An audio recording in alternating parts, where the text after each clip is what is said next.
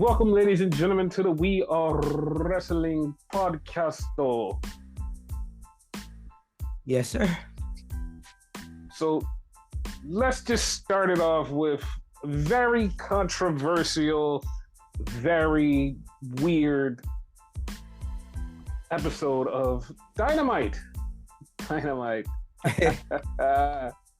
Okay. This was crazy. It started off with the rebar mitzvah of Maxwell Jacob Jebediah Freeman. Jebediah. Mazel tov. Congrats.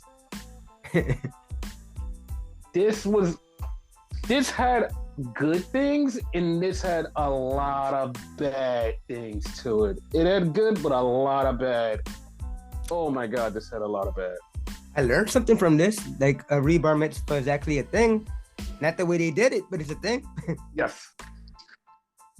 So Max comes out, he's talking, he says he's the best in the world. That's why he wanted to have this rebar mitzvah.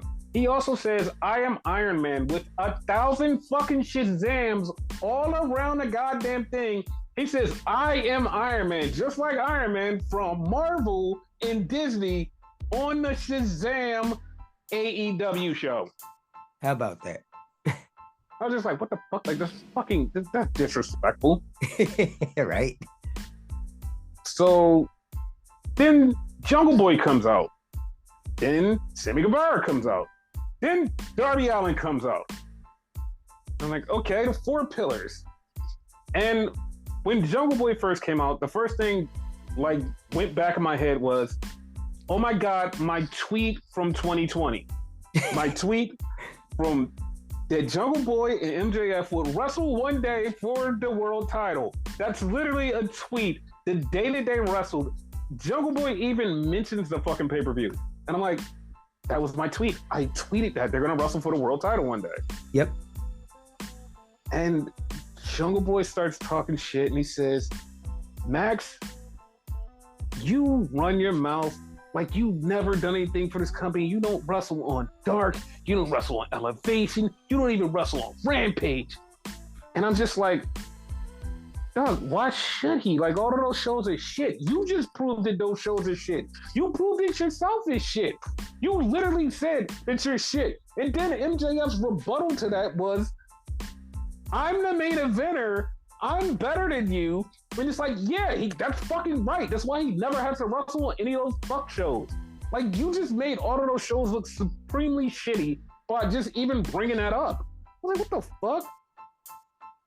And it's kind of a catch-22. Like, I got where he was coming from with that, but I also see your point too. Like, yeah, he kind of fucked up, but I got his point. Yeah, like he didn't make it seem like, oh, this is a good thing to wrestle in these shows. It just seemed like the dumbest fucking thing to do. Oh no, the wrestling on those shows are definitely not good for anybody. For anybody.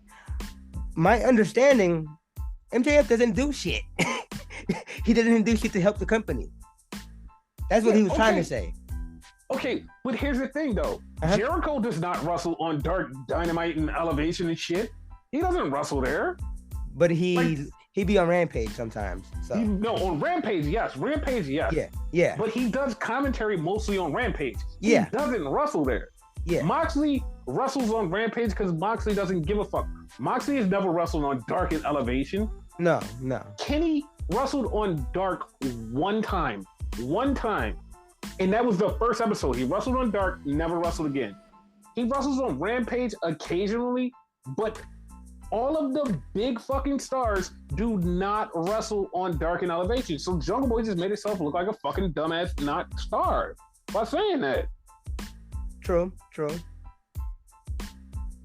And then Sammy started talking and Sammy said, well, I was put in the Jericho Jerk-Off Society to be the job guy at the Jerk-Off Society. And it's like, why are you outing that? Like, why the fuck are you outing that? Like, we all know it. Like, we know it. But you're outing that to the general public, like even the people who barely know wrestling, like, oh, I was put here to be a loser. And it's like, why are you telling people that? Like, I understand you're trying to say you got over, like, out of that, but it's like, no, you're really just saying you were put there to be a loser. They saw you as a loser. They categorized you as a fucking loser. That was his thing. Yeah.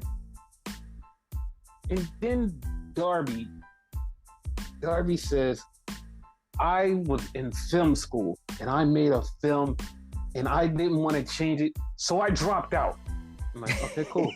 It's like, all right, whatever. That came out of nowhere. Right? So then he said, I may be one of the dumbest businessmen in this sport. And it's like, bless the dead. But when he told this story about how he's never going anywhere, so he doesn't want to negotiate, it just took me to the Jay Briscoe story that I've heard a million times. That Jay Briscoe would go into negotiations with Ring of Honor and says, all right, listen, we ain't going nowhere. We just give us our money. And it's like, you could have just negotiated and said, yo, WWE wants me. That's why I want to go. You just said, no, I'm just staying here. Just give me my money. You could have said it, but he's like, no, nothing to say. This is what Darby's saying. The Jay Briscoe School of Business. There you go. Yes. So then fucking Darby starts talking about the wrestlers who don't want to be there and all they do is bitch on Twitter. And I'm like, why are you calling out your coworkers? Like the funny part was like, I didn't just go to like, oh, just one person could be that guy. It was like 20 people at AEW just bitching about AEW and how they want to leave. And it's like, that's fucked up. That shows you your company ain't shit. Like you did nothing good to make your company look like it was great. It's like, god damn, dude. I kind of like this segment because everybody seemed like they told the truth. You know what I mean? Like, fuck it. This place is shit. Like, fuck this company. That's the fucked up part about it. Like, everybody in this segment just basically said this place is shit. And I feel like I've said this before on like other podcasts about fucking AEW. They need to stop making it seem like shit. Now just like, nah, fuck it. We don't give a fuck. It's shit. It's like, what the fuck is going on here? Old school wrestler said this once. I'm not going to say his name because I'm not going to try to give him promotion. He said it recently on the Raw. You can't shine a turd. So, true. So if the company is shit, fuck it. Put it out there.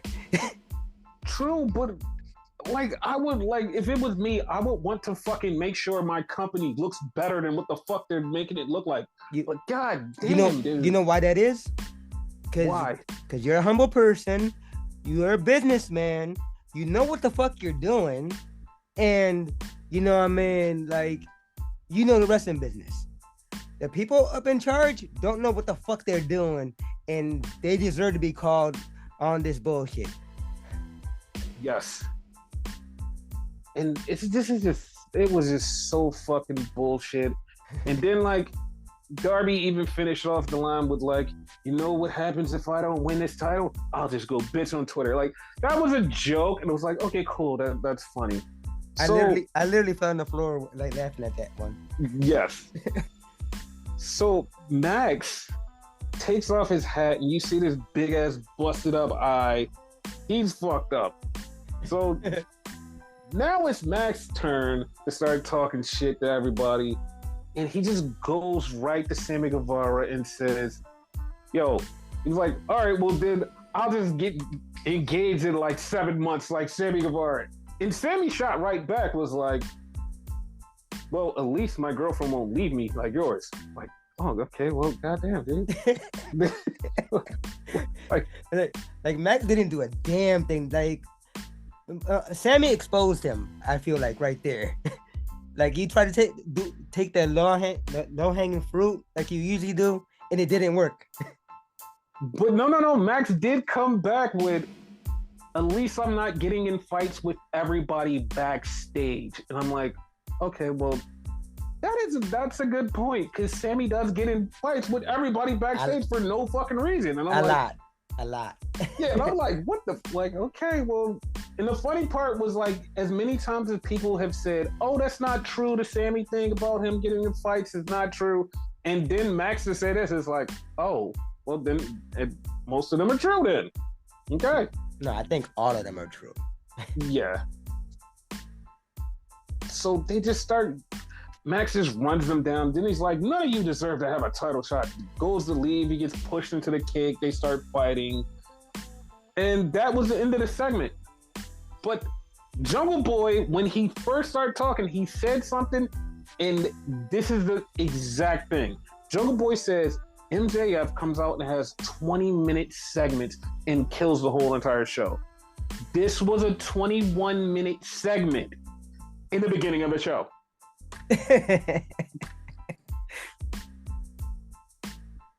So I'm gonna ask you, okay, because there's like so many people who have like these, oh, I think they're gonna do this, I think they're gonna do this. What do you see this spinning out into?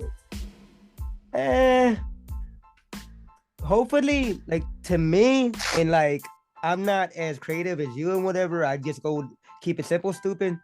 Mm-hmm. 4-way. You know what I mean?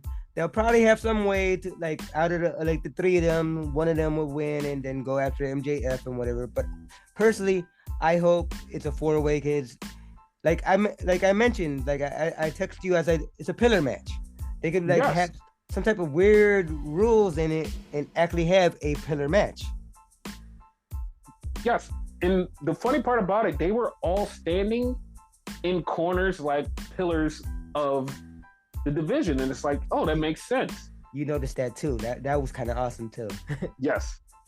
So like, to me, I want this to be a 4-way. Like, if there's any other, like, oh, we're gonna have Max face all of them one-on-one, or like they're gonna have to have a 3-way to get the Max, it would just be a disservice to like AEW.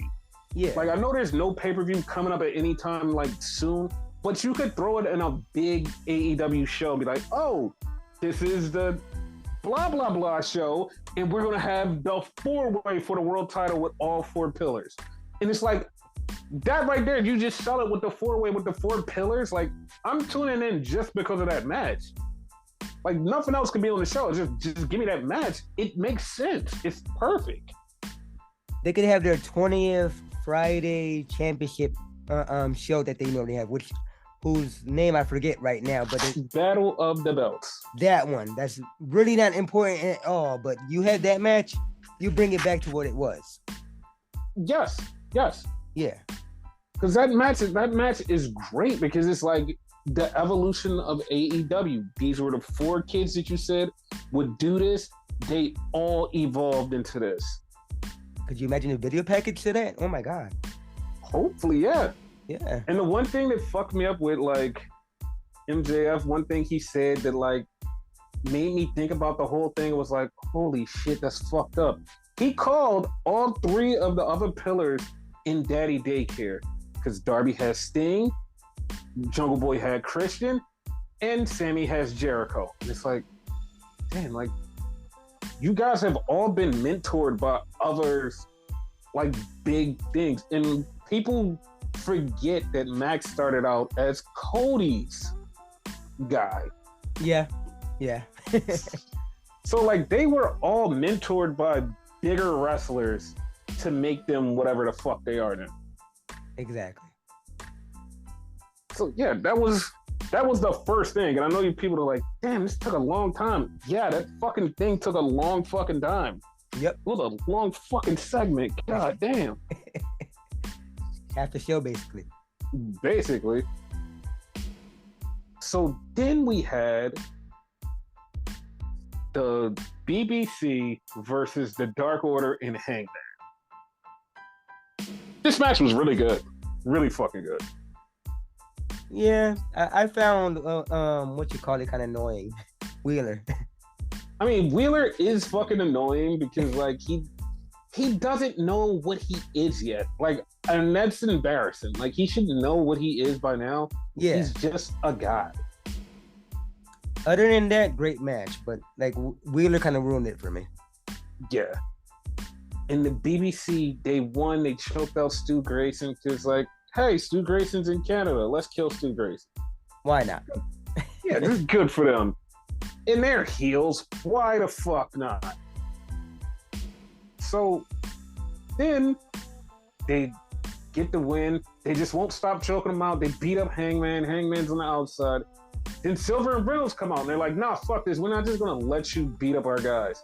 So Silver and Reynolds and Hangman just start fighting with the BBC, and they just fight. And it's like, okay, cool, all right. So is that the next match? You think? No. We'll get to that. So something that pissed me off. They did a Juice Robinson promo right after this. Juice Robinson promo. And Juice Robinson goes, yeah, people are asking what Ricky Starks is going to do to me or some shit. He said some shit and it didn't make any sense. And I'm like, why the fuck did you say that? Like, first off, no one gives a fuck why you're here. But why the fuck did you say that? Like, it didn't make any sense. It's like, it was something really fucking stupid. Like, he said an analogy and it didn't make any sense. I'm like, I'm glad you don't talk. I'm glad you don't talk and you just wrestle. And this was fucking annoying. Juice was fucking annoying. You need to stop talking. Yes. So then we had Jade Cargill versus Nicole Savoy. It's like, oh, well, it's not Talia. And Talia said, I'm not wrestling Jade Cargill on the show. Well, she didn't lie because Nicole Savoy got beat. They did an interview and Jade said, yeah, Canada, is that the best you got? And then here comes Taya Valkyrie. It again, another catch-22 because it was a waste of a match. Like that girl got squashed like crazy. Yes, it was a waste of a match, but would you have rather Taya come out there and lose to Jade Cargill? Like, or would you just want them to get the match going? No, I'd rather the match be the same, just a little bit more competitive because they made it seem like such a big deal. Oh, someone from Canada and whatever.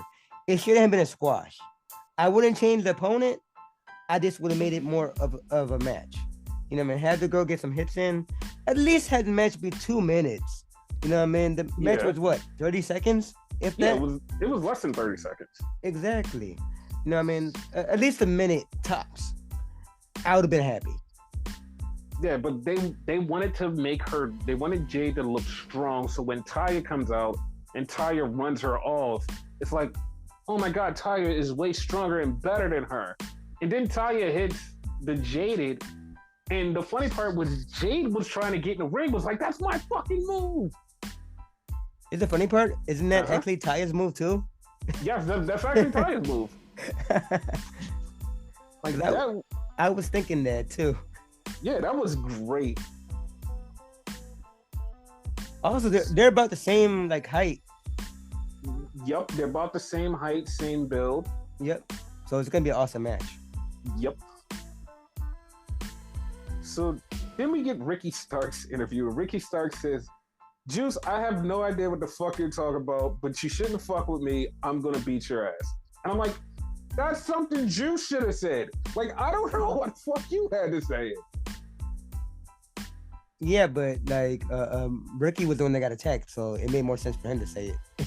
Yeah, but like I would have rather Juice say anything other than the bullshit that he said. If you even know what the fuck he said, because I don't. Yeah, I don't either. So then we had QTV. I'm so fucking irritated with this. Not only because this shit was total hot TMZ bullshit garbage. And you know what fucks me up? Like, and I always say this about some wrestling journalists that they like only know wrestling. They literally had no idea this was a TMZ spoof. They had no fucking idea. They didn't even know. They was like, it was like, it was a good thing. It was like, none of this was good. Nothing about this was good. They really didn't know this was TMZ. What the fuck? They did not. They did not know it was fucking TMZ. It's like, this is fucking clearly TMZ. What the fuck? Like, this shit was so stupid. It's like, how the fuck does nobody know that? And QT Marshall hyped this shit up so much. QTV was gonna be this thing. And as soon as I seen this, I was like, this is a knockoff of TMZ. Like, this is the fuck. This is what the fuck we're doing. Like, this is it. Like, this is so stupid. Thank you, Tony Khan. Yeah, and then another thing, they called Wardlow basically the knockoff Batista, and like they didn't say it in like fake way. They totally said he's like Batista, but the knockoff version. It's like, what are you doing? Like, what? Why are you saying this? It was AEW is so irritating right now. It's so irritating. Like, and then Aaron Solo was supposedly the one who broke into Wardlow's car and stole his backpack with his passport. Wow, that's why he can't get here. At least they explained why he wasn't here. That's the only thing. That was the best part. They explained he wasn't here because they stole his passport. Hooray. Part of me thinks it wasn't him. I think it was Joe. Yeah, I think so too.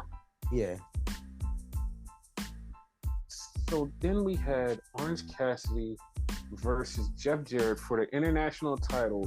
The same exact title, just says international on it now. No difference, just says international instead of All Atlantic. It's kind of shinier. Other than that, no difference. Yeah, it's just no difference. Yeah. And I'm going to say it right now, and I'm just throwing this out there. Everybody has said, oh my God, this was such a good match. This was great. I loved it. I thought this match was fucking horrible. I thought this match was terrible. I do not see what people see in Jeff Jarrett. I do not see what people see in Jeff Jarrett. Dude, this was Jeff Jarrett's best match in AEW. In AEW. Yeah. Clarify. AEW. But people fucking love this match and like, oh, Jeff Jarrett is so great. I think we should have the discussion of Jeff Jarrett being world champion. It's like, what are y'all seeing in Jeff Jarrett that I'm not? Like, it's gotta be something going on here. Like, what is happening? Jeff Jarrett's best work, in my opinion, in recent history, was when he was the outlaw in GCW. Really didn't do shit then, but still, to me, that was better than this. Yes, it was way better. Yeah. Orange Cassidy got the win. Then we go to an acclaimed rap video. They weren't dissing anybody. They just were rapping, and it's like, okay, cool. So then we get the Outcasts. They come out and they're cutting a promo, and they basically shit on the AEW's women's division. And I'm just like, what is up with this fucking place just shitting on everything, just shitting on our product? It's like, this does not make me love AEW more. It's like, I hate AEW because AEW hates AEW. Makes me laugh, though. It does. And Saraya said twat on TV. She said she got fined by Tony Khan afterwards. I know that's probably not what happened, but it was fucking hilarious. I popped. I did too. So they're out there, and then Jamie Hayter and Britt Baker come out. They beat them down, and then Riho, Willow Nightingale, and Sky Blue show up to make the save.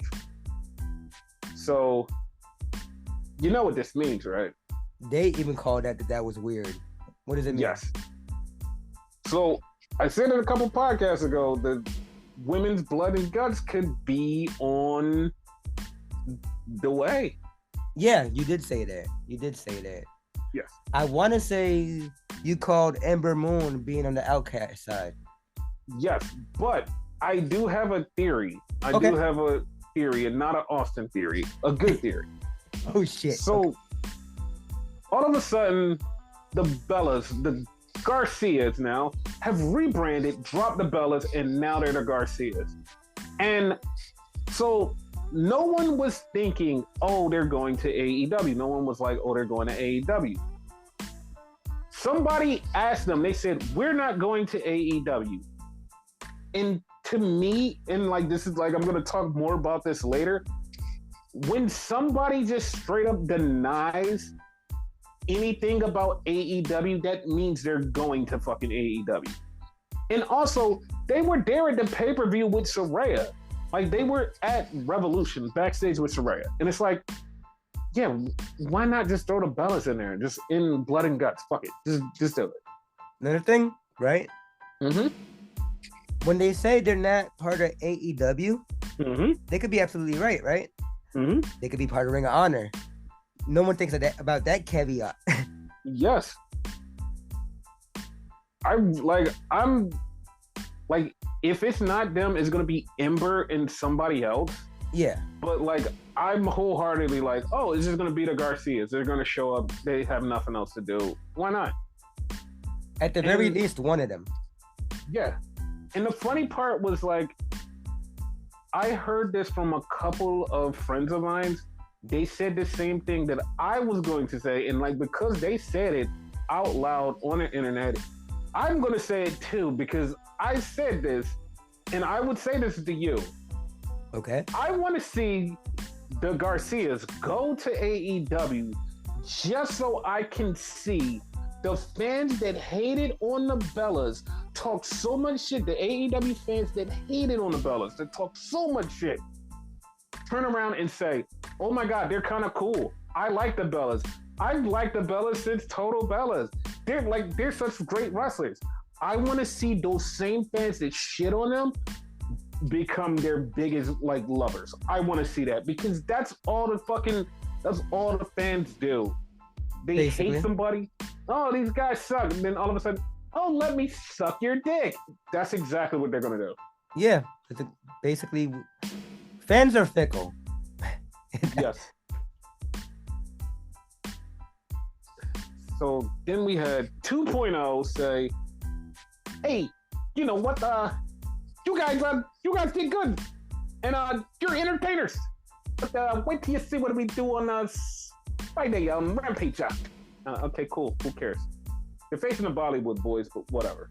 They're gonna have a rap song of their own. Watch. Probably. And then they announced randomly fucking Will Hobbs versus Phoenix. Like, what? Like, that's happening on Rampage? For the TNT title? Why? I don't know.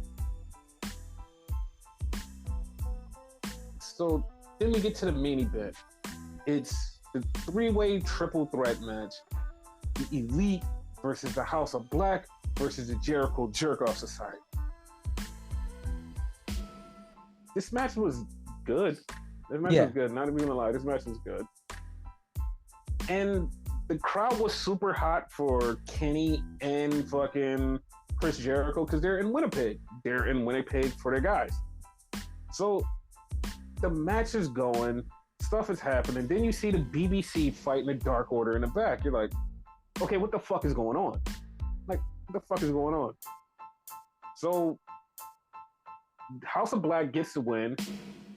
We get to the ring, and then all of a sudden the BBC is fighting the Dark Order. And I immediately just like, as they're coming down there, I was like, oh, it's gonna happen. This is gonna happen. And lo and behold, Hangman winds up in the middle of the ring, and then all of a sudden, BBC's about to beat him up. Pops up the Elite behind Hangman. They kind of botched that though. They fucking botched the shit out of it because people are like, oh my God, it was such a cliffhanger. I'm like, no. It would be a cliffhanger if he turned around and seen them. We get to the part where he's standing there, they're behind him, he's halfway turning off, and the cameras just cut because they have a hard out at 10 o'clock. It's like, no, you missed it. You missed the best part. And I hated that, man. Like, and people have been saying like how the Bloodline, like great story. And they've been waiting for AEW to have a great story. This is the AEW version of the Bloodline. This is it. 100%. This is it. Like, this is it. This is 100% the thing that's going to get people into it. This is the thing people have been waiting for. We've talked about it. This is the Bloodline version on AEW. This is it, people. As long as they handle it correctly, because that botch is scaring me. Yeah, that, like, I don't know if they noticed that they were going off the air But like, this is another thing with AEW is time management. If they would have had 10 or 20 more seconds to get just the turnaround, if they would have just had the turnaround with no commentary and they just look at each other face to face and just stare and just go off right there, that's perfect. Exactly. Like him halfway turning around, and it wasn't like he was scared to turn around. He was turning around to look at him, but it just cut off before we can see it. And it's like, come on, guys. Like, come on. Like, it's the biggest angle in AEW. You have it right there. He didn't even know who was behind him, for real. Exactly. That's the bad part. It's like, what the fuck? But yeah, it's a lot more to this whole entire situation. And it's just like, okay.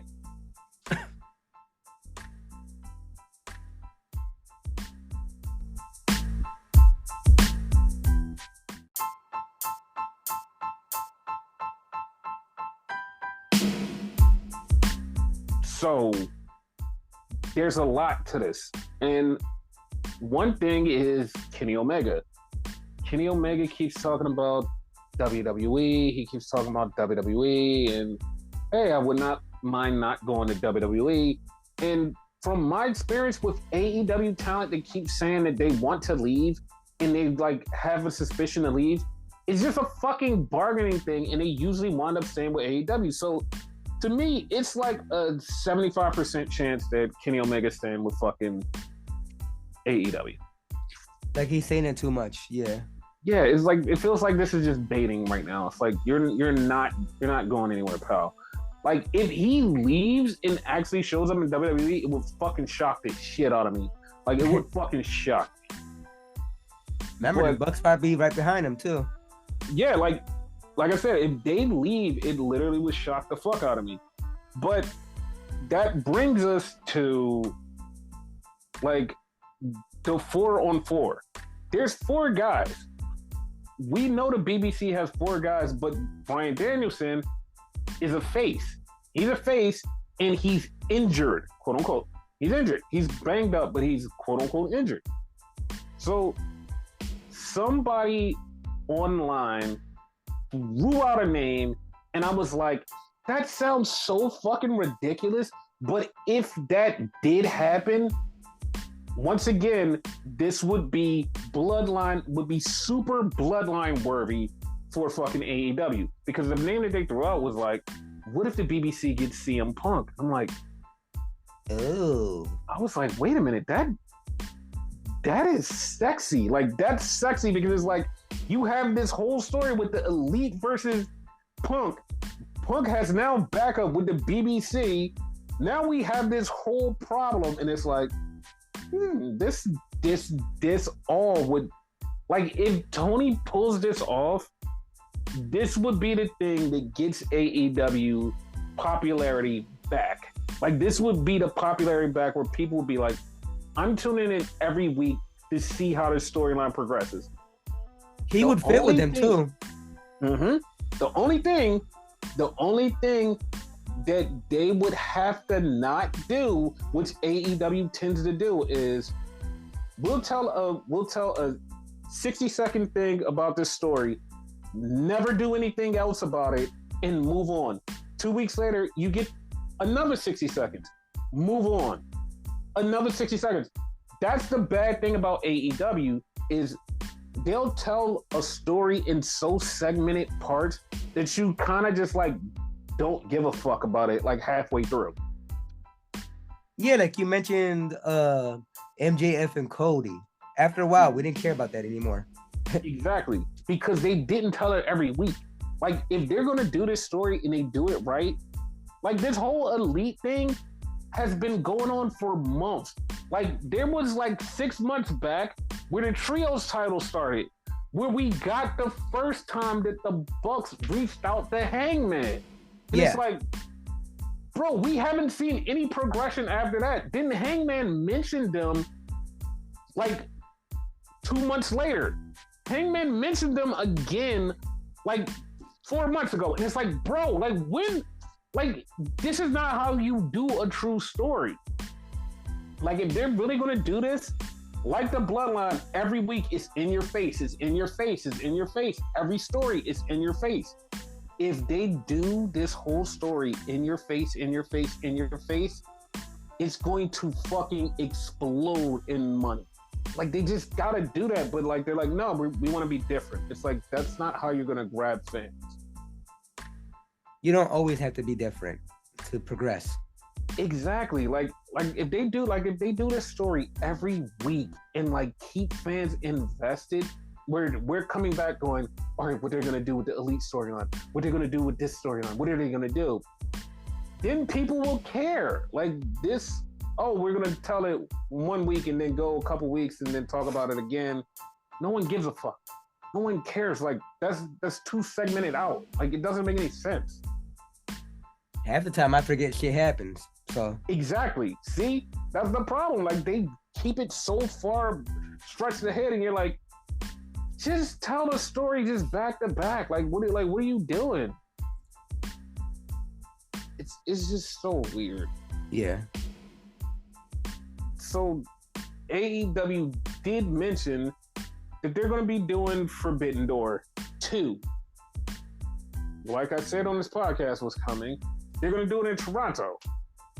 And everybody has already like picked their match that they want the main event. And they're like, Jamie Hayter versus Mercedes Moné.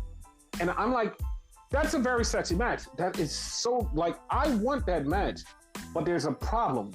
Both of them are champions, and it can only end in a draw.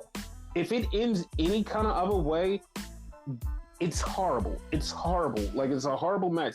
Even if both titles are on the line, it's still horrible because one person loses, and like, they devalue whatever championship they have. Exactly. So it has to end in a fucking Broadway. There can't be any other way. And like, that's the only problem. If you're gonna do that, you have to do it that way.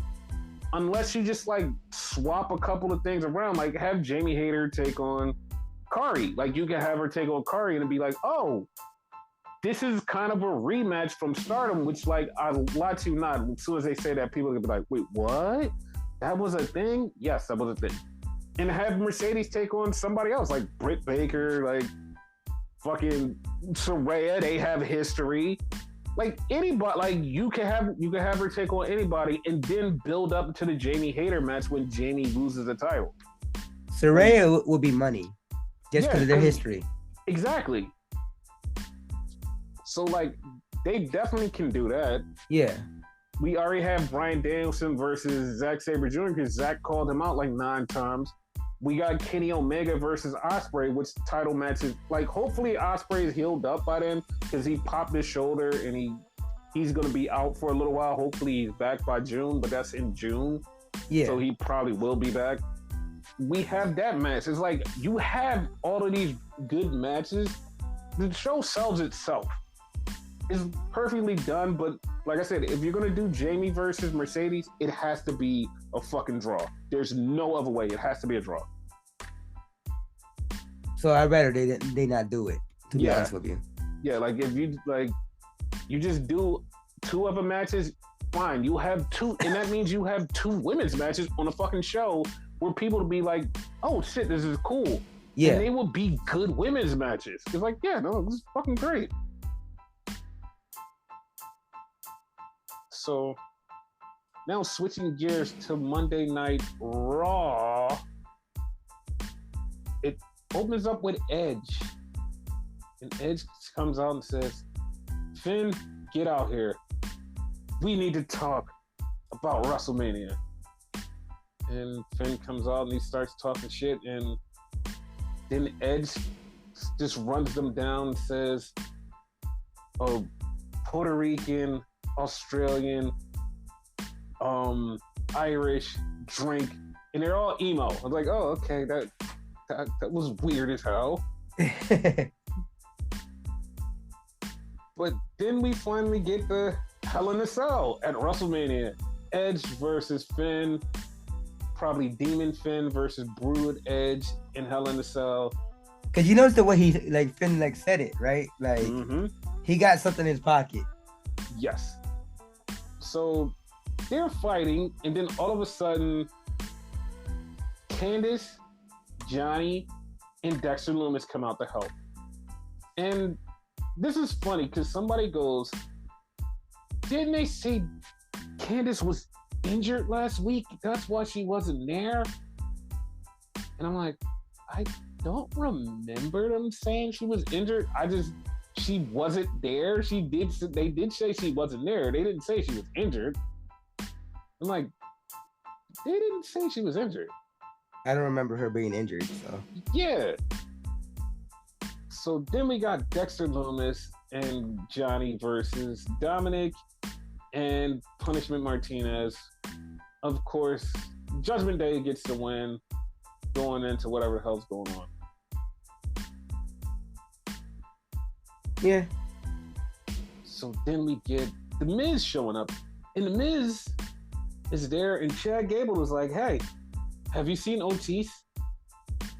And Miz is like, what? No, I haven't seen. Okay. And then we see Damn It Control beat up Trish Stratus. Now, rumor has it, and this is not a rumor, this is actually me giving you a spoiler. Trish Stratus is going to turn on Becky Lynch at WrestleMania, set up Trish versus Becky at SummerSlam. Okay. Yes, and I'm just very confused of how, like, I don't know why this is happening, but, like, I love Trish. Like, I just don't know why this is happening. Okay, cool. It is what it is. Yeah. So then we get Cowboy Brock, and they're standing face to face, and Omos is so much bigger than Brock. He puts his knuckles in Brock's face, and it's just about as big as Brock's hand. And then Omos tries to throw Brock out. He doesn't actually get him. He pushes him, and then Brock actually falls out eventually. And it's like, we have to watch this match? Like, do we have to? I mean, it might be good because Omos versus Braun was good, and I expected that to be a shit show. Yeah, my expectations is low under the floor for this match. Good. So, like, keep it that way. Like, it's like something good could come out of this and be like, oh, okay, cool. Yeah. That's the way I am with everything. Like, keep my expectations low. So when it like over exceeds my like what I think, I'm happy. So yeah, like this might be a shit show, but that's what I'm expecting. So and speaking of expectations low was low for this match. LA Knight versus Cody Rhodes was very low. I thought it was a squash match. Yeah, I thought so too. Now, there's a video online. I'm not even joking. There's an actual video online that looks like Harry Potter sorcery trickery with Cody Rhodes.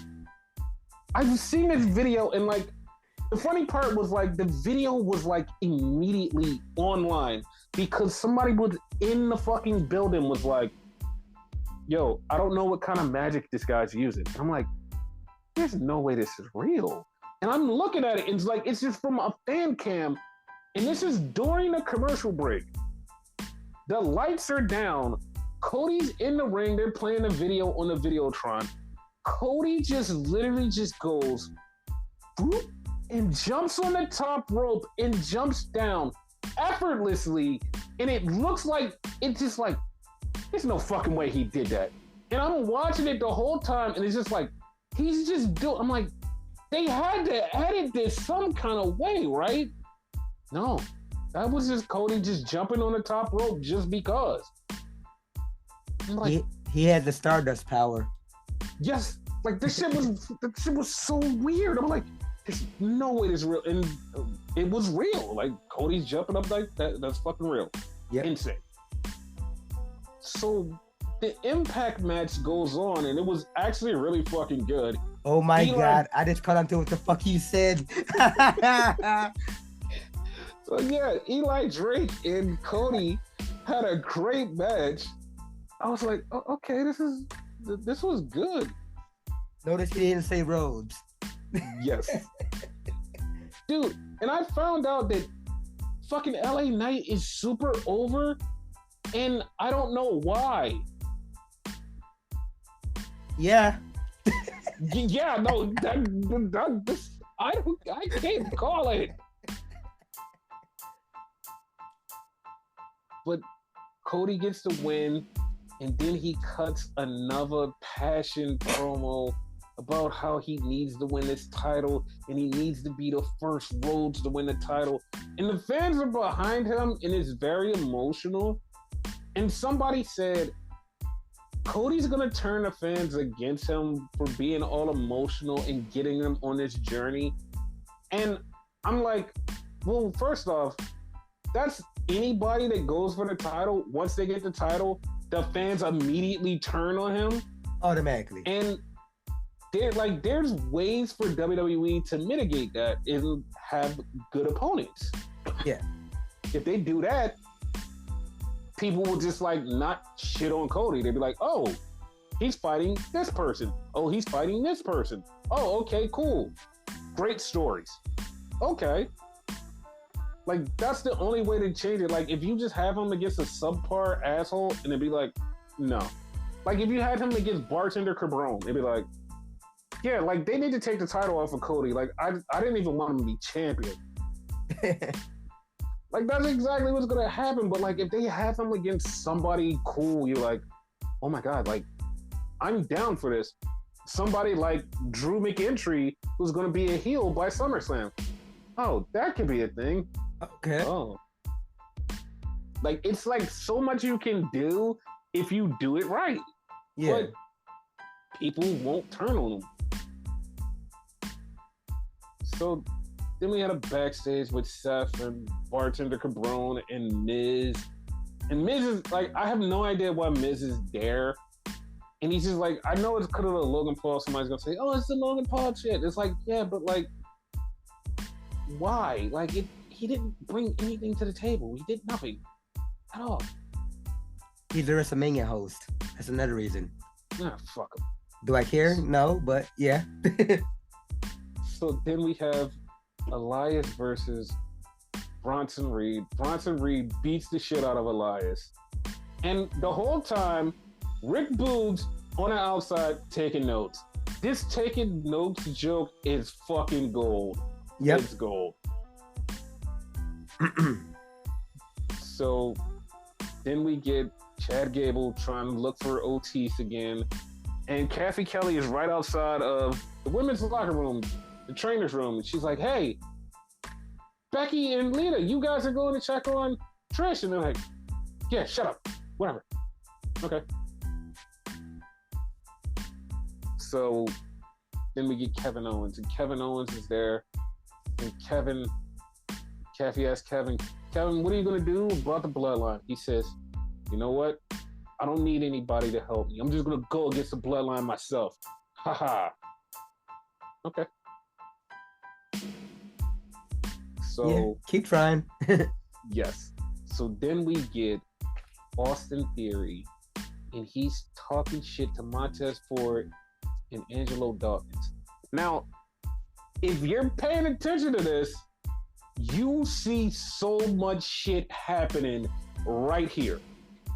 So he's talking shit to Ford, but then he winds up challenging Dawkins. But he still keeps talking shit to Ford.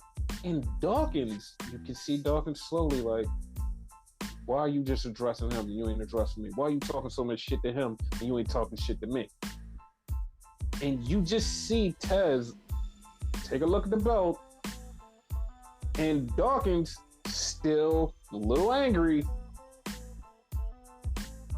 Austin Theory says, all right, Dawkins, me versus you. All right. They have the match. Good match, by the way. Good match. Yep, really good match. Yes. And Theory beats Dawkins.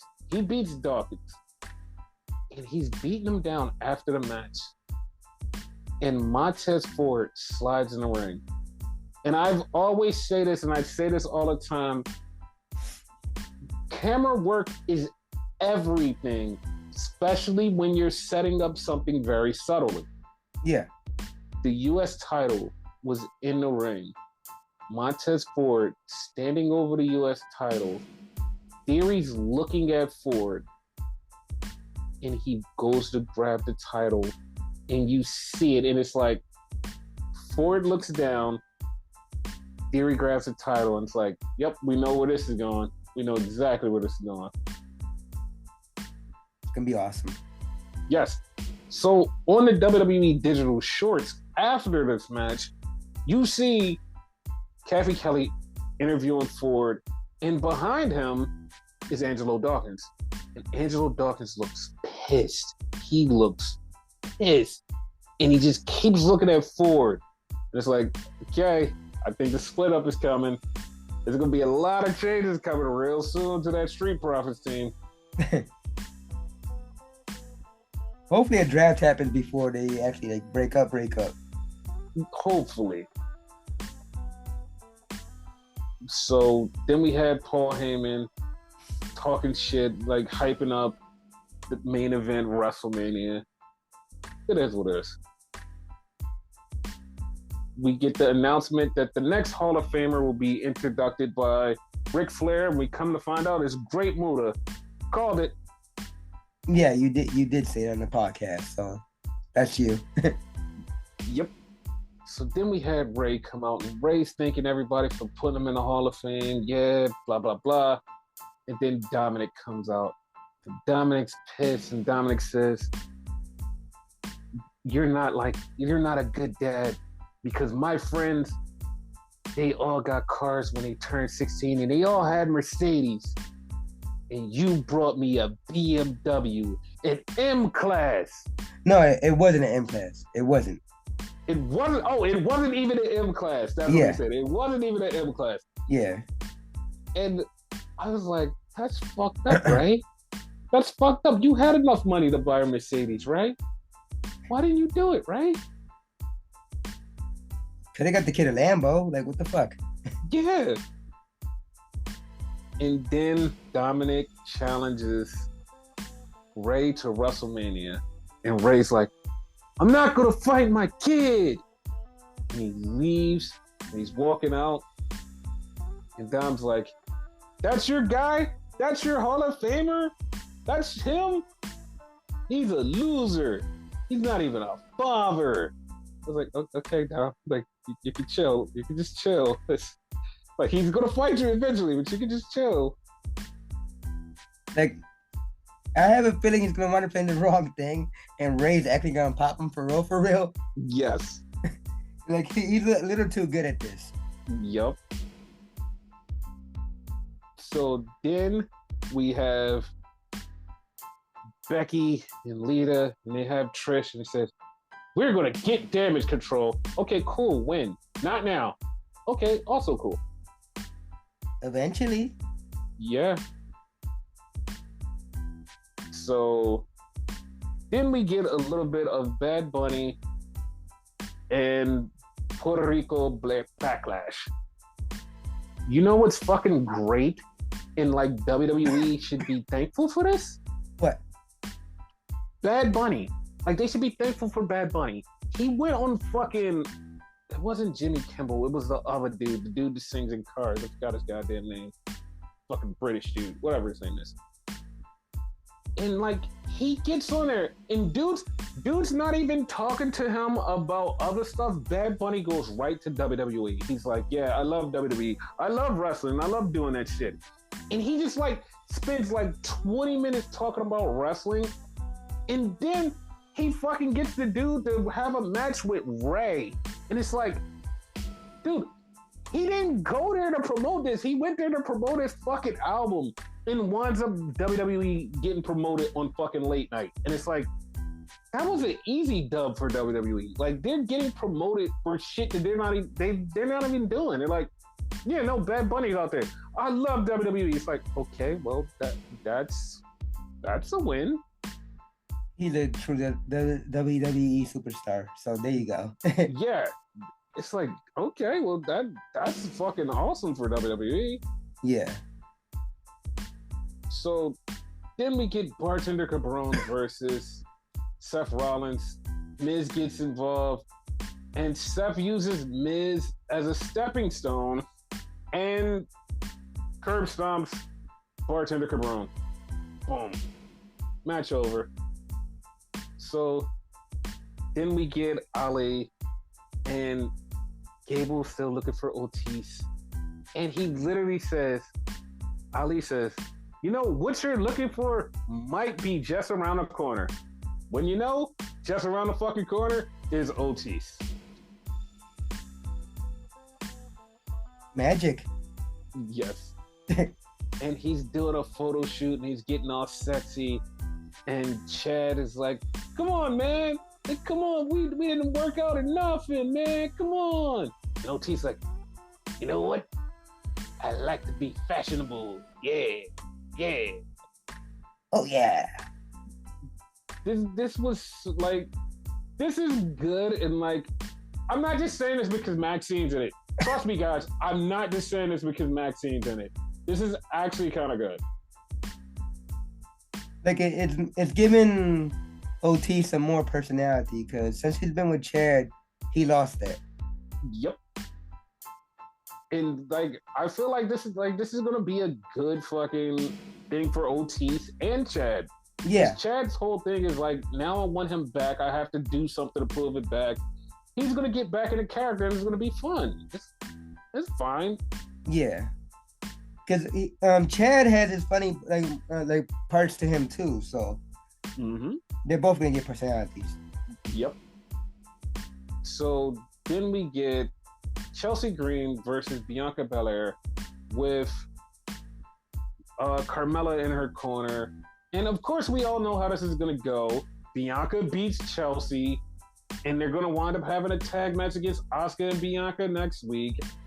Like, Bianca gets the win. Asuka comes out, blue mist, holds the title, and Bianca wants the title, but Asuka won't give her the title, and it's like, okay.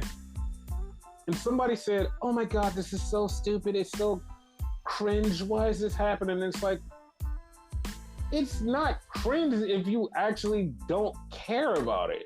That's the problem. You care too much to want to criticize it. It's don't care. Just basically. Don't care, because I don't care. It's like, all right, whatever. Like, it's happening. Who cares? I don't care. You care too much because you cringe. You're like, oh man, this is cringe. It sucks. It's like, I don't care. I don't give a shit. The match itself is gonna be good. So yeah, okay.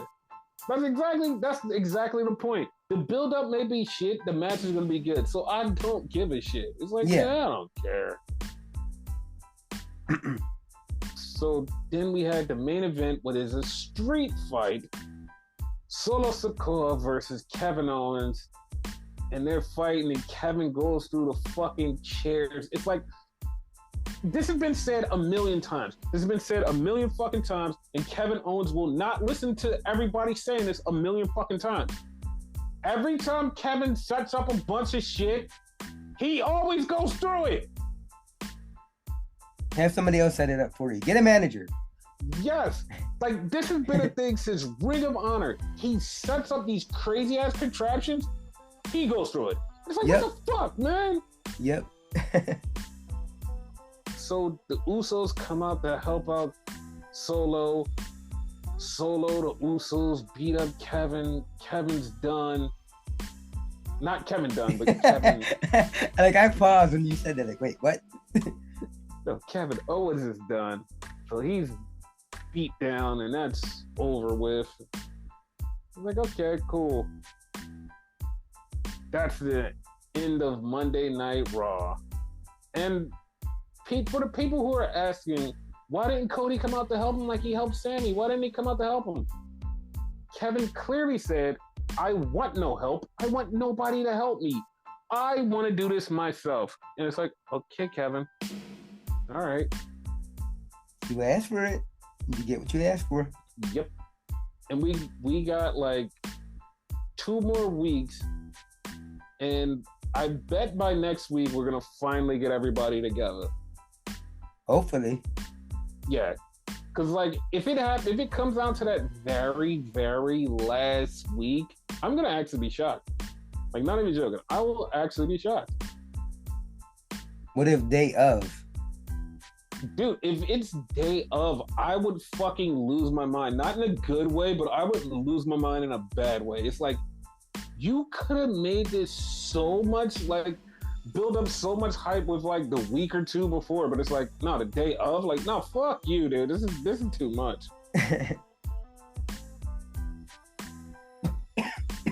But yeah, that's Monday Night Raw, and we got NXT to talk about. Hooray! Yay!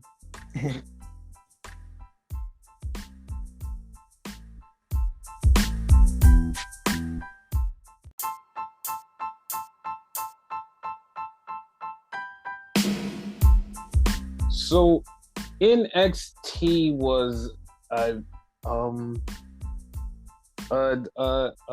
show? A show? If you could call it that. Yeah. The funny part was like a lot of stuff got set up for the pay-per-view, Last Man Standing or Standing and Grieving, whatever the fuck it's called. He said standing and grieving. Oh shit. Because I feel like that's what this pay-per-view is going to look like. The matches might be cool, but like everything else about this, it just seems like, what the fuck? Shit. So we got Johnny Gargano. He comes out. Johnny's there. Johnny's wrestling. And he says the same thing that a lot of people totally forgot. Like I said last week, this all made sense. This was all connected. He had to come back for revenge. And this was his home. And as he says home, Vic Joseph, you can hear him say, oh, what the fuck? And like, he's just like, Johnny, you need to see this. And like, in my mind, as soon as he said home, I was like, let me guess, Grayson Waller is at your home. Yeah. It seemed a little bit too predictable, didn't it? Yep. Way too predictable. And then they had fucking Axiom roll up on Wesley. Wesley pulls up. Axiom was like, yo, I want the title match tonight. He's like, bro, the title match isn't for 8 hours. What the fuck are you doing? He's like, well, I want to be the guy. He's like, well, if you get out there first, like, well, then I'm just going to follow you around the rest of the day.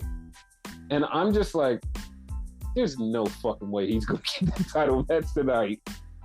Right? Like, nah. Like, as soon as he said, I'm going to follow you around, and he just started following around, I'm like, there's no fucking way you're doing this. There's no shot. Like somehow, some way, you're going to get fucked. Exactly. So then we had the NXT Tag Team title match, Gallus versus Pretty Deadly. And Pretty Deadly was looking like they were going to win, and the fans were behind Pretty Deadly, but Pretty Deadly winds up losing. What a bummer. Oh, well. And you know what was funny? Like, soon as Gallus won that match, I'm like, well, who the fuck is Gallus going to face for the tag team titles? We find out later. So then we get Fallon Henley and Briggs. Briggs dressed up in fucking camouflage and shit. I'm like, what the fuck is wrong with him? So then we get him snooping around. They find out Kiana James is in number one contenders match later on tonight. She signed a contract. So she's looking through the stuff and she finds Sebastian. Because the thing says date with Sebastian. And also, Sebastian later on says, thanks for this date, blah, blah, blah. Not date. Thanks for this dinner. Something, something, something. I had a great morning. It was basic. I swear to God, this is going to be something totally stupid that they didn't see coming. These are the worst humans. It's going to be like a business thing. Watch. Exactly. These are the worst fucking humans. They're the worst humans. So then we get the doctor. Doctor is giving an update on Roxy. And the doctor says, yeah, she's fine. Or maybe she's not fine. I don't know. Like, I ran some tests. I'm not sure what's going on, but she might be okay. What the fuck just happened? He don't know. Yeah, it was so random because it's like, bro, you didn't tell us anything. You just said she might be fine, she might not be fine, who knows, whatever. It's like, the fuck do you mean? She might be dead. Yeah, that's exactly the same thing. I'm like, what the fuck?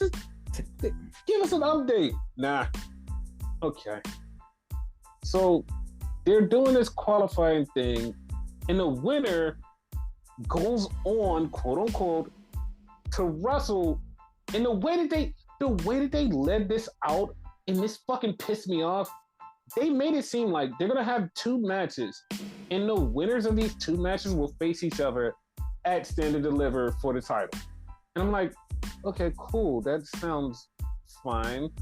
But then you find out it's a 4-way. And it's like, what the fuck do you mean? Why didn't you say that in the beginning? They don't know what the fuck they're doing. They don't.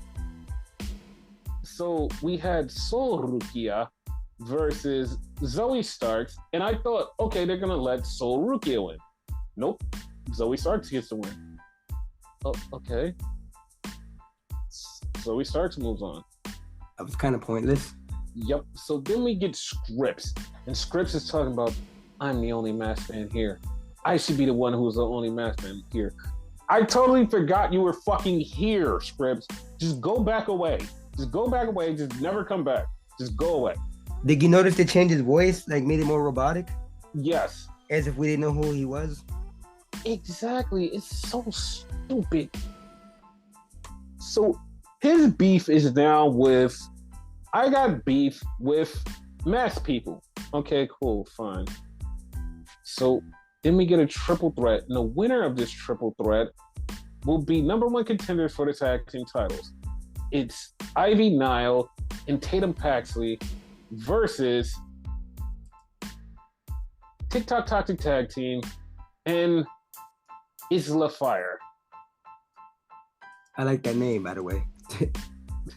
So the match is going, and Tatum Paxley leaves Ivy Nile in the ring by herself to get beat. We were never a tag team. Yeah, I don't know what the fuck that was about. Y'all were a tag team. Y'all liked each other. She beat up Ivy, and it's like, you guys were a tag team. Like, what the fuck are you talking about? Weird. Very weird. So then we get Ilya Dragunov on his way to the ring. But before that, we get Braun Breaker, who does every fucking mob fucking thing, every mob reference to Tony D'Angelo in Two Stack. And it's so weird. Like, why did he do that? And like, Tony D'Angelo was like, dude, what are you doing? Like, why are you doing this? Like, you don't have to do this. It's fine. Kind of like fucked up their gimmick a little bit. Yeah. And then Braun walks off, and Tony looks at Stacks, and he was like, it's time to get some gold. And Stacks is like, you going for the NXT title, boss? He said, no, we're going for the tag team title. Like, okay. Like, I did not see that coming. That was like very random. I was like, what the fuck? Like, you two are tag team champions? I'm like, all right, fuck it. Let's do it. I'm all right with it. Like, I'm becoming a fan of them now. So yeah. So we have Ilya Dragunov beating up JD McDonough. Pretty Deadly says they're going to be the host of Stand and Seizure. And it's like, okay, cool. And then we see Ilya Dragunov and JD McDonough fight to the back, but they wind up fighting to the back as Wes Lee is coming out. Somebody punches Wes Lee. Wes Lee punches them back. They just still want to fight each other. Wes Lee starts going out to the floor, and it's like, okay. So then we see Thea Hale with Tyler Bate doing yoga, and it's weird. It's very weird because they're doing yoga, but all I can think about is Tyler Bate, who he is outside of the wrestling ring, and that makes me laugh. And I know people are like, what are you talking about? I'm just gonna tell you this. Google Tyler Bates' track record. Just Google his track record outside of wrestling, and you will know why him teaching Thea Hale this is fucking hilarious. Got you. I just was like, bro, like this is too funny. So, so then we have Duke Hudson talking to Chase, and Duke's trying to calm Chase down, but Chase walks off, and here comes Ava Rain with a mask, and she puts the mask on the cone, and it looks like Duke may be trying to join that team. That might be a red herring, though. I hope so. So Wesley is coming out. He has this new Broly looking artwork for his fucking Titantron, and he's in the ring, and Axiom gets in the ring. But Axiom gets jumped on by Scripps. So Wesley's like, well, who's my opponent? Everybody's still fighting. Wesley says that and then gets clotheslined by JD McDonough. He gets clotheslined by JD McDonough, then JD McDonough gets clotheslined by Ilya Dragunov. Wesley gets so pissed off that the whole pile of people outside, he just goes, fuck this, and jumps on everybody. Okay. That is pretty much what happened. He said, fuck it. Yep. Then we get Dragon Lee. Dragon Lee says, yo, I'm glad to be here. I can't wait to wrestle. Yeah. And then he said some stuff in Spanish that I don't remember. But it was like, okay, cool. Dragon Lee's here. Yeah. He kept his name too. Which I'm shocked about. Like, you know that it'd be like it's good for changing names. So. Mm-hmm. So then we had JC Jane, and her arm's in a sling, and I'm like, how the fuck did this happen? And she's telling us how it happened, and I'm like, I don't ever remember you getting hurt. You beat the shit out of Gigi. How did you get hurt? I hit her too hard. I think that's exactly what she said. And I actually became more of a fan of JC Jane. Just more of a fan of JC. So then we get Tabaketo versus Apollo Crews. I was going to call him Terry Crews. I don't know why I said that. Wow. Because, like, I don't give a shit about this match. I really don't. Like, Apollo almost get...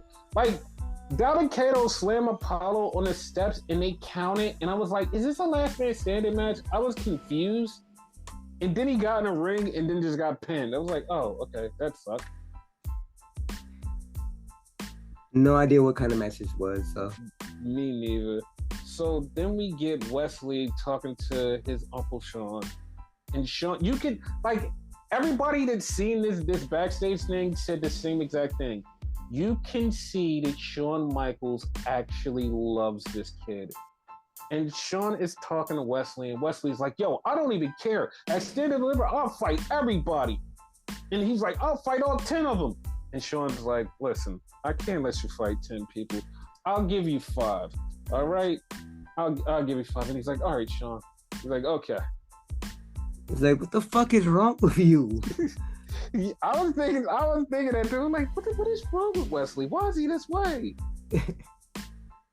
So then we get Kiana James and Jensen. And she's talking to Jensen, and she's like, yo, where is Fallon? Like, where the fuck is she? Like, she's supposed to be in my corner tonight. Where's she at? And Jensen's trying to calm her down. And, like, Kiana is, like, so hyped up. And Jensen goes to lean in for the kiss, and she walks off. And you can easily, like, just take this as, oh, she just didn't want to kiss him. She was so hyped up about, like, not having a partner, about to have this match that could be number 1 contenders match, and she just was not in the right headspace for a kiss, so she walked off. Yeah, I didn't think nothing of it, to be honest with you. People will think something of it, but it's like, that's not what it is. Yeah. So then we get Kiana James versus Gigi Dolan. Gigi has on new gear, actually. Yeah, she looked all right. Her hair was different, too. Yes. I heard a couple complaints about her new gear, and I'm like, why are you complaining about her? Oh, okay, I understand. Got you. Yes. So Gigi gets the win. She beats Kiana James. Gigi is now going into the 4-way or 5-way ladder match. So after the match, Kiana James get beat up by Isla Fire because they're number one contenders. So then we had a Johnny Gargano wet dream because Johnny idolizes Triple H and Randy Orton, which was the house fight, which Johnny had with Grayson Waller in front of his wife and his baby. Question. Answer? Was it the same house? Because it looked eerily like the same house. It could have been the same house. It could have been the same house. It looked like it. Okay. But that was like, they had a nice long fight. It was like, oh, okay, cool. That's cool. Did you notice the last move used was Candace's move? Was it the evil stepsister or some shit? Yep. Okay. So then we get back, and Kiana James and Jensen are there, and here comes Fallon and Briggs, and she's like, well, I didn't know you had a match tonight. I found out how did you find out? And they just start arguing, and Jensen and Kiana have the right idea. They're like, we're supposed to be a team. We're supposed to work together. And Fallon gets it too. She's like, oh shit, you're right. We are tag team champions. Because she's like, how did you get beat up? They're our number one contenders. You weren't even here to find that out. She's like, look, I am part of the tag team. I need to start treating this better. They need to stop with this bullshit for their own sake. Right? It's entertaining for us, but they're gonna wind up fucking up. Yes. It's so fucked up. Like, damn. So then we get to the main event. And the main event starts, and the main event is just a contract signing. So Mello comes out, Bron comes out, and then Pretty Deadly come out. And Mello and Bron basically just a mutual admiration society where they're just like, I like you. I like you too. I like you more. No, I like you more. Okay, let's sign this contract. Let's sign a contract. Yeah. And then Pretty Deadly's like, nope. I don't like this. I don't like this at all. Nope. There has to be violence. They look at each other and go, okay, violence. They put Pretty Deadly through the table after they sign a contract. I appreciated this. At least it wasn't like going fishing and shit. Mm-hmm. Like they respect each other. Mello might turn face after this, regardless. Yes, he definitely is. Yeah. So yeah, that was NXT. Yeah. So rumors are abound about Bray Wyatt. Okay. So Bray Wyatt has disappeared off the face of the earth. The funny part is, I totally didn't know Bray Wyatt disappeared off the face of the earth. I'm not even joking. Bray Wyatt people have just told me Bray Wyatt has been gone for 2.5 weeks. And I'm like, really? Yeah, Bray Wyatt has not been on TV for 2.5 weeks. I'm like, holy shit. Bray's gone. So immediately people find out that Bray's gone. It started a myriad of rumors where everybody's like, oh my God, Bray walked out over creative issues, Bray this, Bray that. And then we get an update that Bray is out with a mysterious injury or issue, physical issue. And nobody can say exactly what this is. So it still has a lot of people trying to figure out what's going on with Bray. Like, is it something like physical, like fucked up, or like is he doing a mental health challenge? Like, no one knows what's going on. And to the point where even Bobby Lashley tweeted out, was like, yo, I don't give a fuck. I want a match at WrestleMania. I'm not gonna miss WrestleMania. So it's very weird of what's going on, that Bray just like totally fucking disappeared. and nobody knows why. Like, I have no other inside information that Bray just disappeared. I heard due to illness. That's like another one I heard. So yeah, but like nobody can confirm what's going on. Yeah. And no, another funny part about this is no one will say, "Oh, the WrestleMania match is off." No one is like, "Oh, the WrestleMania match is off," because as of right now, the WrestleMania match still is on. As of right now, it's still on. So we don't know what's happening. It's like, no, it's still on so far. We may get some updates on SmackDown, may not, don't know, but the way Bobby Lashley had phrased it was like, yo, I just want to wrestle at WrestleMania. And it might be an easy fix. You just put Uncle Howdy on there. Boom. Simple. Yeah, like I would go with the Uncle Howdy thing and be like, all right, fuck it. Like, we can't get Bray, we just give him Uncle Howdy. Fuck it. Yeah. But like, I just can't believe like the Bray issue got so out of hand. It literally was like, oh, people found out Bray is missing time, and then it just like immediately went to, oh my God, Bray Wyatt walked out. He walked out over creative issues. He did this. WWE just doesn't fuck with him. Oh my God, he left because of this. And it was like, there was no signs anywhere of any of this.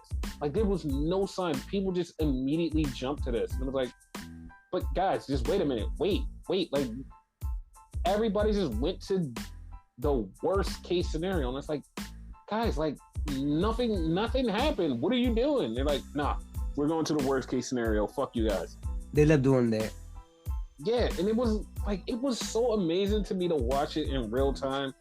Because, like, the funny part is, I didn't even know. Like, I had no idea he just fucking left. Because I didn't even notice he was gone. That's another thing. I didn't notice. And, like, they just pointed out, was like, yeah, he hasn't been there for 2 weeks. I'm like, oh, shit. The fuck? It was so weird. I was like, yeah, I don't know. But, like, hopefully he'll be back. And it's not hopefully because, like, I actually love the character. Because, like, there's a lot of people that fucking love Bray Wyatt. Like, love Bray Wyatt. Me included. Yes. Like, me, like I said, I had no fucking idea he was gone for, like, 2 weeks. I had no fucking clue. I'm like, oh, all right. You didn't care, no offense. Yeah, it's like, the funny part was, like, I didn't even realize he was gone. Like, oh, yeah, whatever. But, like, he'll probably be back. And another thing where people are like really trying to hit home this new thing where Brock Lesnar said he's not re-signing with WWE.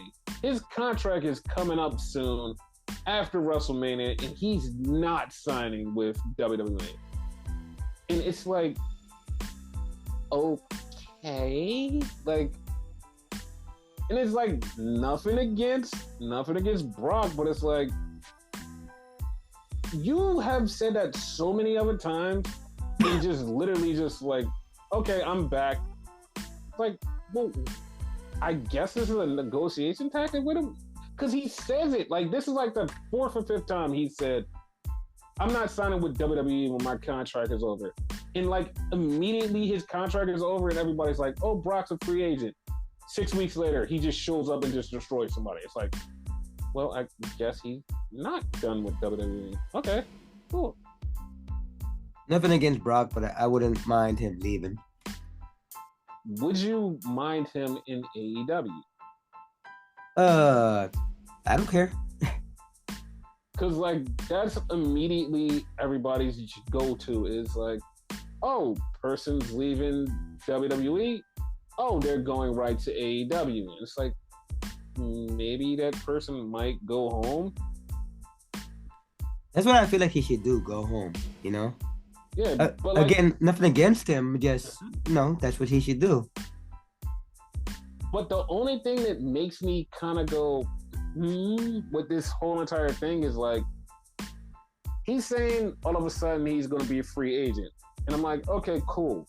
But the thing that makes me go is AEW is going to be running like about 10 to 12 city tour of Canada in like late May, early June, and it's like, like, because somebody even said one of those dates on there is the place where Brock Lesnar is from, and it's like, I think Saskatchewan or something. Yeah, and it's like, that's kind of like, okay, that's kind of weird, especially with the timing of this. They're like, hey, we're gonna be in Canada this long time, and we're gonna be in Saskatchewan, and it's like Brock saying, oh, I'm not resigning with WWE.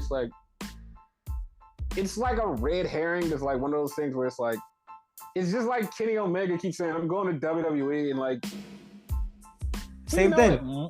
It's like, it might not happen, but also there's like a small chance it could happen.